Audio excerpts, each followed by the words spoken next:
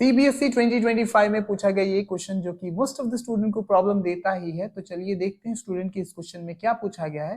So students, इस question में हमें दो ट्राइंगल्स दिए हैं, triangle ABC and triangle DEF, और हमें दिया है कि एंगल बी जो है वो एंगल ई के बराबर है, एंगल एफ जो है एंगल सी के बराबर है, and A B is equal to 3 times of DE. तो हमें ये बताना है कि ये जो दोनों ट्राइंगल्स होंगे ये क्या होंगे, ये कॉन्ग्रेंट होंगे बट सिमिलर नहीं होंगे, ये congruent as well as similar दोनों हो सकते हैं, ये नीदर कॉन्ग्रेंट नॉर सिमिलर, मतलब ना ही कॉन्ग्रेंट होंगे ना ही सिमिलर होंगे, या फिर ये दोनों ट्राइंगल सिमिलर तो होंगे बट कॉन्ग्रेंट नहीं होंगे। तो देखो क्वेश्चन तो बहुत सिंपल है, लेकिन इस क्वेश्चन को समझने के लिए हमें क्या पता होना चाहिए, हमें फर्क पता होना चाहिए कि सिमिलर और कॉन्ग्रेंट में फर्क क्या है। तो पहले हम सिमिलर और कॉन्ग्रेंट फिगर में क्या फर्क है वो समझते हैं। देखो जो सिमिलर फिगर्स होती हैं उनकी साइज जो होता है वो डिफरेंट होता है, बट शेप जो होती है वो सेम होती है। तो मैं लिख सकता हूं they have same shape but different size. हालांकि कॉन्ग्रेंट के लिए क्या होता है, सेम शेप होती है एंड सेम साइज भी सेम ही होता है। तो अब देखो अगर इसकी सेम शेप और सेम साइज है तो मतलब इसके सारे के सारे जो एंगल होंगे, कॉरस्पॉन्डिंग एंगल्स और कॉरस्पॉन्डिंग साइड्स, वो दोनों क्या होंगी, बराबर होंगे।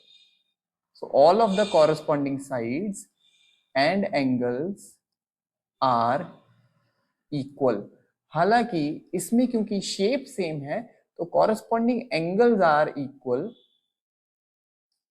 बट जो कॉरस्पॉन्डिंग साइड्स होती हैं वो इक्वल नहीं होती। तो मैं लिख सकता हूं कॉरस्पॉन्डिंग साइड्स सिमिलर फिगर के लिए क्या होंगी, corresponding sides are in proportion. तो ये प्रोपोर्शनल होंगी लेकिन इक्वल नहीं होंगी। तो देखो ये फर्क है इसमें। तो अब अगर क्वेश्चन की तरफ दोबारा से देखें ध्यान से, तो हमें क्या दिया है कि angle B is equal to angle E है और angle F is equal to angle C है। समझते हैं इसको ट्राइंगल से।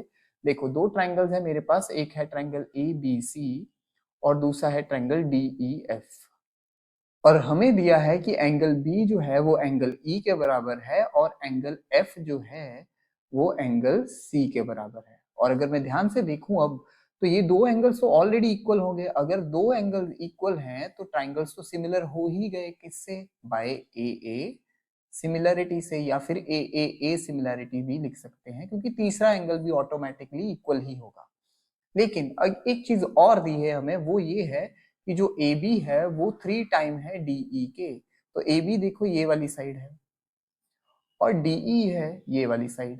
तो इसका मतलब ए बी क्या है, 3 टाइम है डीई की, तो मतलब ए बी जो है वो बड़ी है डीई से, 3 गुना है वो उसका।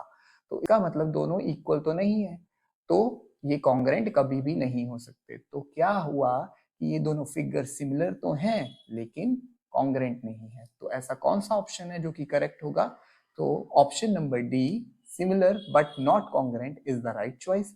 आई होप आपको ये समझ में आ गया हो। तो ऐसे और वीडियोस के लिए इस वीडियो को लाइक और मेरे चैनल को सब्सक्राइब कर लो।